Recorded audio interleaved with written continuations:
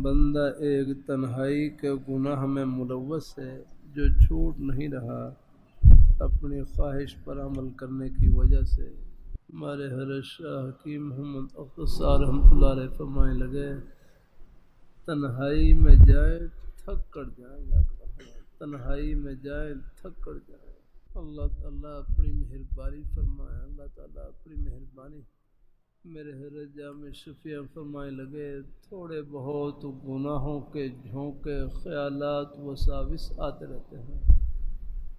میرے حضرت فرمائے لگے جب بھی گناہ کا خیال دل میں آئے اس کا علاج یہ ہے اپنے خیال کو نیکی کی طرف پھیر دیں، اپنے آپ کو کسی جائز کام میں لگا دیں، کسی نیک کام میں لگا دیں۔ جتنا مصروف اتنا ہی محفوظ وہ خیال آئے گا چلا جائے گا۔ اب آپ دیکھ لیں ہم خیر کی بات کہنے سننے میں لگے ہوئے ہیں، اب کوئی اور گناہ کا خیال نہیں آ رہا، سب گھڑیاں اللہ تعالیٰ کی رحمت میں گزر رہی ہیں۔ بہرحال گناہ سے بچنے کا آسان طریقہ یہی ہے کہ اپنے آپ کو نیکیوں میں مصروف رکھے۔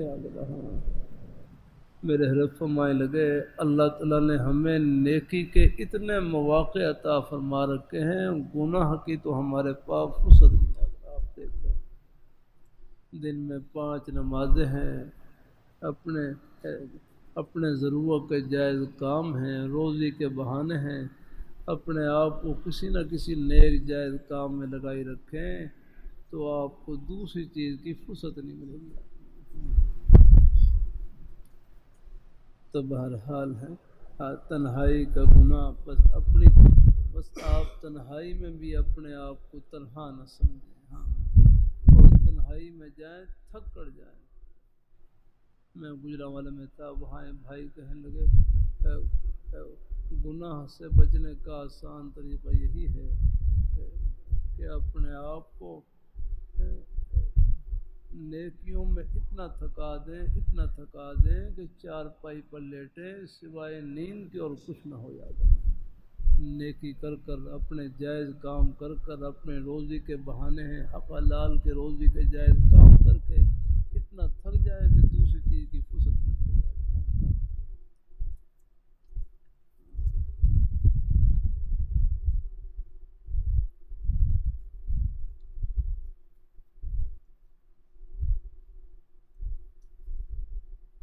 میرے ماموں کے گھر بچہ پیدا نہیں ہو رہا، علاج کرانے کے باوجود دعا فرمائے اللہ ان کو نیک صالح اولاد عطا فرمائے، آمین۔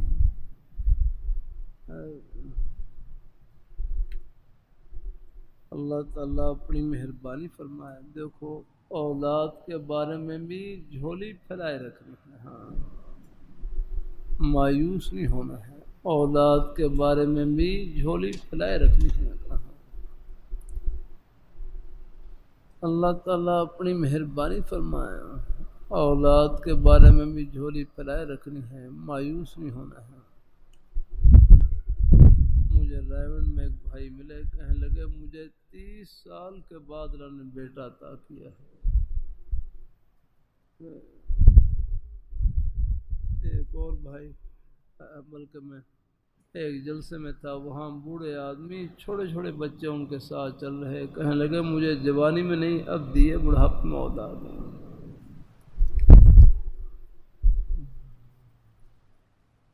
اللہ تعالیٰ اپنی مہربانی، اللہ تعالیٰ قبول فرمائے، اللہ اپنی بارگاہ میں قبول فرمائے، اللہ پاک ذات ہے۔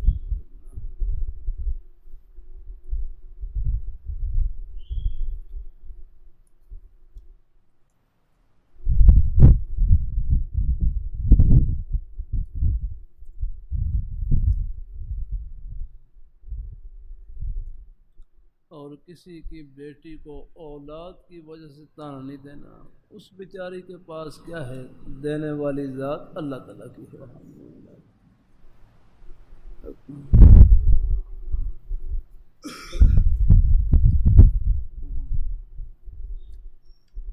ہمارے حضرت شاہ حکیم محمد صاحب رحمۃ اللہ علیہ فرماتے جب تک اولاد نہ ہو تو فرصت کو غنیمت سمجھیں، اس کو اللہ تعالیٰ کے ذکر سے، قرآن پاک کی تلاوت سے، گھر کی خدمت سے اور نیک اعمال سے بھر دیں الحمدللہ۔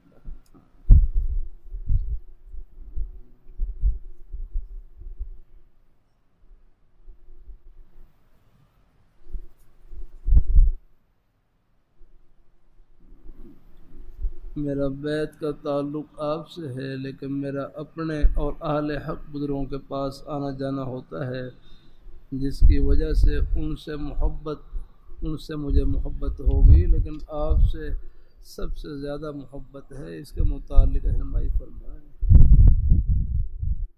بھائی جو محبت للہ ہوتی ہے نا، جو اللہ کے لیے محبت ہوتی ہے، آ گئی، ہاں، یہ اپنے تمام بزرگوں کی محبت کی کنجی ہوتی ہے الحمدللہ۔ ہاں، اللہ تعالیٰ اپنی مہربانی فرمائے الحمدللہ، سب سے محبت رکھیں الحمدللہ۔ جو محبت للہ ہے، یہ تو تمام محبتوں کی، تمام نیک محبتوں کی کنجی ہے الحمدللہ۔ ہاں، بس یہ ہے جو مبتدی حضرات ہیں ان کے لیے یہی ہے کہ جہاں بھی جائیں، جہاں سے بھی کوئی خیر کی بات ملے، اس کو بھی اپنے شیخ کا ہی فیض سمجھیں الحمدللہ۔ ہاں، اس سے پھر ہے کو اپنے شیخ کی محبت میں، عقیدت میں کمی نہیں آئے گی۔ ہم تو خیر طالب علم ہیں، واقعی جو ہمارے شیوخ ہیں جن سے آپ کا تعلق ہے، تو اس سے پھر یہ ہے کہ الحمدللہ جو مبتدی حضرات ہیں ان سے اپنے شیخ کا ہی فیض سمجھیں۔ اللہ تعالیٰ اپنی مہربانی فرمائے، اللہ تعالیٰ اپنی مہربانی فرمائے۔ پھر یک در گیر محکم گیر، ایک در پکڑیں لیکن مضبوطی کے ساتھ پکڑیں۔ اس میں پھر اپنے بزرگوں کے سب کے اپنے اپنے طریقے ہوتے ہیں الحمدللہ۔ اللہ تعالیٰ اپنی مہربانی فرمائے۔ ایک یہ ہے اپنی خواہش ہے، آپ اگر جب اہل حق حضرات میں سے، اہل حق حضرات میں سے جب اپنے اہل حق بزرگوں میں سے کسی سے تعلق قائم کر لیا ہے اپنا، تو بس یہ ہے کہ پھر مضبوطی سے پھر اپنی رائے کو ختم کر دیں۔ اللہ اپنی مہربانی فرمائے۔ اللہ تعالیٰ اپنی جو ان کی جائز باتیں ہیں، نیک باتیں ہیں، پھر ان کی جہاں تک ہو سکے اس میں فرما برداری کرے، اس میں فائدہ ہوگا الحمدللہ۔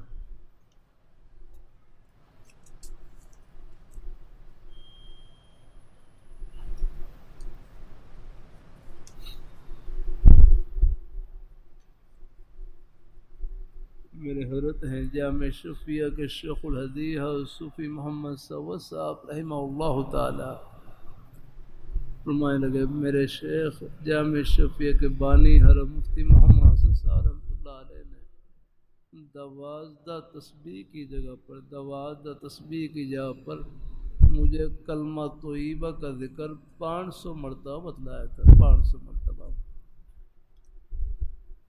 کہ 12 تسبیح کی جگہ پر کلمہ طیبہ کا ذکر 500 مرتبہ بتلایا نا، تاکہ آپ کر لیا کریں۔ پھر اس کا حضرت یہی طریقہ بتلاتے ہیں کہ 7-8 مرتبہ لا الہ الا اللہ پڑھ کر آخر میں پورا کلمہ پڑھ لیں محمد رسول اللہ صلی اللہ علیہ وسلم، آخر میں پورا کلمہ پڑھ لیں، کیونکہ 7-8 مرتبہ لا الہ الا اللہ پڑھ کر پھر آخر میں پورا کلمہ پڑھ لیا کہ لا الہ الا اللہ، لا الہ الا اللہ، لا الہ الا اللہ، لا الہ الا اللہ، 7-8 مرتبہ پڑھ کر پھر آخر میں محمد رسول اللہ صلی اللہ علیہ وسلم درود شریف آہستہ آواز سے پڑھ لیا تاکہ کلمے کے جز ہونے کا شبہ نہ ہو جائے۔ ہاں اللہ کیا تھا حضور نبی کریم صلی اللہ علیہ وآلہ وسلم آپ کا مجلس میں بار بار ذکر خیر آئے، ایک مرتبہ درود شریف پڑھنا واجب ہے، بار بار درود شریف پڑھنا مستحب ہے، ایک بار درود شریف پڑھنا واجب ہے، بار بار درود شریف پڑھنا مستحب ہے، پڑھ لے تو ثواب ہی ثواب ہے، لیکن کم از کم ایک بار ضرور پڑھ لیا جائے۔ یہ ہمارے بہت سے علماء کی یہی رائے ہے۔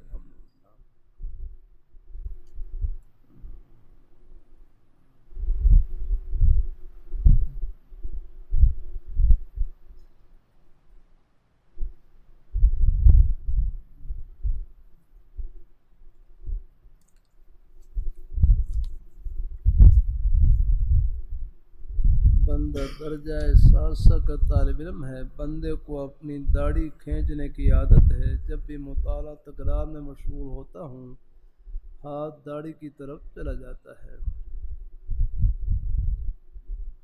اللہ اپنی مہربانی فرمائے، اللہ اپنی مہربانی فرمائے۔ چلو آپ کوشش کیا کریں کہ اپنی داڑھی کے اوپر کوئی رومال رکھ لیا کریں، رومال لپیٹ لیا کریں۔ چلو اگر داڑھی کی طرف جائے تو رومال تک ہی ہاتھ پہنچے، چلو الحمدللہ، ایک علاج کے طور پر، چلو الحمدللہ۔ ہاں اللہ تعالیٰ اپنے کوئی رومال وغیرہ ہے، کوئی ہے چاہے رومال لپیٹ لیا، جیسے طلباء کے پاس رومال تو ہوتا ہی ہے، بس اس کو ذرا اپنی داڑھی کے اوپر لپیٹ لیا رہنا، چند دن ذرا یہ عادت ذرا ہے۔ الحمدللہ اللہ تعالیٰ ہمارے حضرت شاہ حکیم محمد صاحب رحمۃ اللہ فرمانے لگے، یہ داڑھی یہ نورانی سبزہ ہے، اس کو تو بڑھانا ہے۔ الحمدللہ ہے۔ ہاں اللہ تعالیٰ پھر کروں، داڑھی کی محبت اللہ نے ہر مسلمان کے سینے میں رکھی ہے۔ بعض ہمارے بھائی ایسے ہیں چاہے ابھی داڑھی نہیں بھی ہے لیکن داڑھی کی محبت سینے میں ہے۔ الحمدللہ ہے۔ ہاں اللہ تو سب سے پہلا درجہ یہی ہے یعنی بلکہ آخری درجہ یہی ہے کہ داڑھی کی محبت سینے میں، پھر اللہ تعالیٰ سے توفیق اور دعا مانگتے رہے کہ یا اللہ جہاں آپ نے مجھے اور خوبیوں سے نوازا ہے، آگے نا، یا اللہ اس خوبی سے اور سنت کے نور سے بھی مجھے نواز دے۔ الحمدللہ لیکن کسی کو حقیر نہیں سمجھنا ہے۔ ہاں اللہ تعالیٰ اپنی بارگاہ مقبول فرمائے، ہو جائے انشاءاللہ کی رحمت سے۔ باقی کوئی رومال وغیرہ اوپر ہے رکھ دیا، چلو انشاءاللہ امید ہے اس سے فرق پڑے گا انشاءاللہ۔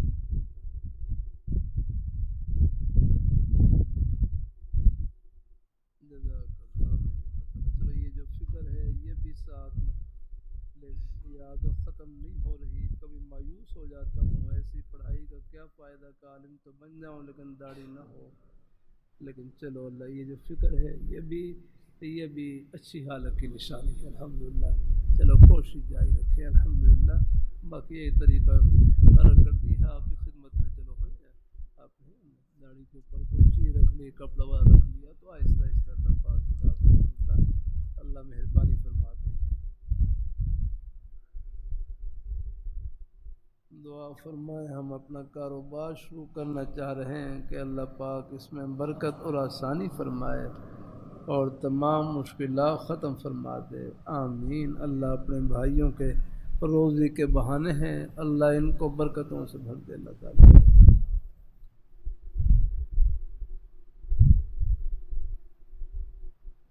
بہت سے لوگوں نے کہا ہمارے لیے دعا کروا دینا، آپ دعا فرما دیں، اللہ ان کی تمام جائز حاجات کو پورا فرما دیں۔ بھائی جامع شفیع کے بانی حضرت مفتی محمد حسن صاحب رحمۃ اللہ علیہ ایک دفعہ بیمار تھے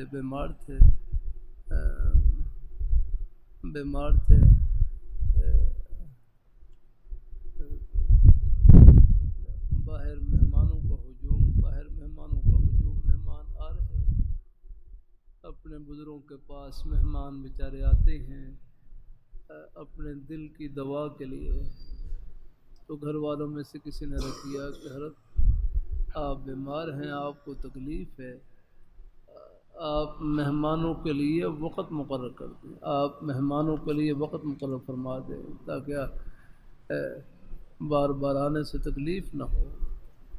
تو اللہ والوں کے بڑے حوصلے ہوتے ہیں، بڑے ظرف ہوتے ہیں، تو حضرت مفتی محسن صاحب فرمائے لگے میں اپنے محسنوں کو کیسے روک سکتا ہوں کہ میں اپنے محسنوں کو کیسے روک سکتا ہوں. فرمایا کہ میرا دل بعض مرتبہ اپنے کوئی اور دھیان میں ہوتا ہے، اپنے گھر کے دھیان میں اور کسی خیال میں ہوتا ہے، لیکن فرمایا یہ مہمان آتے ہیں مجھے جیسی دعا کا کہتے ہیں یہ میرے دل کو فرش عرش پر پہنچا دیتے ہیں کہ میری زبان پر فوراً اللہ تعالیٰ کا پیارا نام آ جاتا ہے.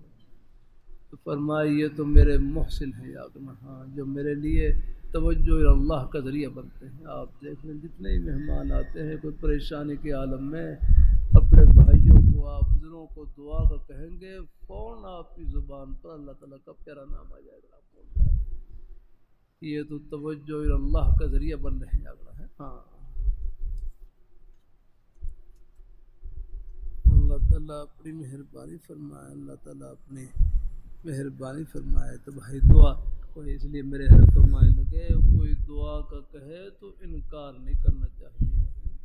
وہ تو آپ کو دعا تو عبادت ہے، الدعاء هو العبادہ، ایک روایت میں الفاظ ہے. تو دعا یہ عبادت ہے، وہ تو آپ کو عبادت کا موقع دے رہا ہے، اس لیے انکار نہیں کرنا چاہیے. ہاں کوئی اپنے بزرگ حضرات موجود ہوں تو کوئی ویسے بطور تواضع کے آپ کہہ دیں کہ حضرت آپ دعا فرما دیں میں آمین کہہ لوں گا، وہ الگ بات ہے. ہاں ورنہ الحمدللہ کوئی دعا کا کہے تو فوراً ان کے حق میں دعا کر دینی چاہیے. یا اللہ ہمارے بھائی کی جو بھی نیک حاجت ہے اپنے فضل سے پوری فرما. ہاں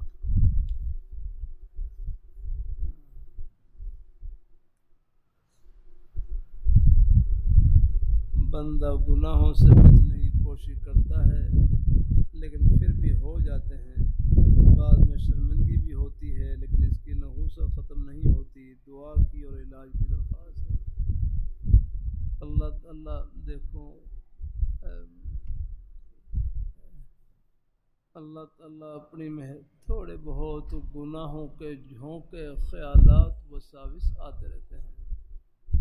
میرے حضرت فرمائے لگے جب بھی گناہ کا خیال دل میں آئے اس کا علاج یہ ہے اپنے خیال کو نیکی کی طرف پھیریں، اپنے آپ کو کسی جائز کام میں لگا دیں، کسی نیک کام میں لگا دیں. جتنا مصروف اتنا ہی محفوظ وہ خیال آئے گا چلا جائے گا.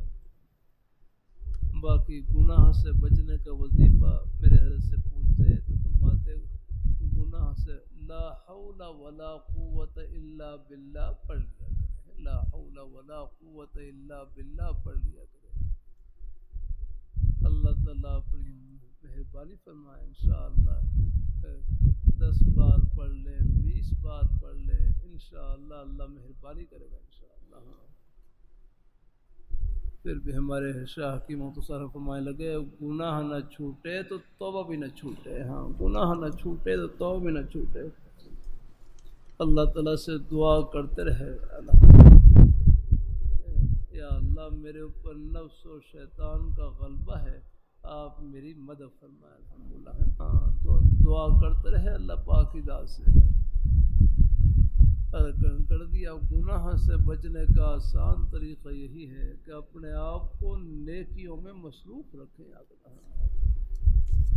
اللہ تعالیٰ اپنی مہربانی فرمائے. اللہ ایک بھائی کہنے لگے میں چارپائی پر لیٹا ہو گناہ کا خیال آ رہا وسوسہ آ رہا فوراً چارپائی سے اٹھے سامنے ایک دینی کتاب رکھی ہوئی اس کا مطالعہ کرنا شروع کر دیا. وہ دھیان بدل گیا، وہ خیال ہی چلا گیا، وہ خیال کا رخ بدل گیا. اب آپ دیکھ لیں ہاں اب ہمارے بھائی ہیں بزرگ ہیں ہر عمر کے حضرات یہاں پر ہیں. اب آپ دیکھ لیں آگے کوئی گناہ کا خیال نہیں آ رہا، سب طبیعت اعتدال میں ہے. الحمدللہ کی رحمت. اللہ تعالیٰ اپنی مہر تو گناہ کا خیال آنا برا نہیں، جو خود بخود آ جائے گناہ کے تقاضے پر عمل کرنا یہ برا ہے. خیال تو سام بچھو کا بھی آ جاتا ہے، آگ کا بھی خیال آنے سے نقصان نہیں جب تک اس کی طرف ہاتھ نہ بڑھائے.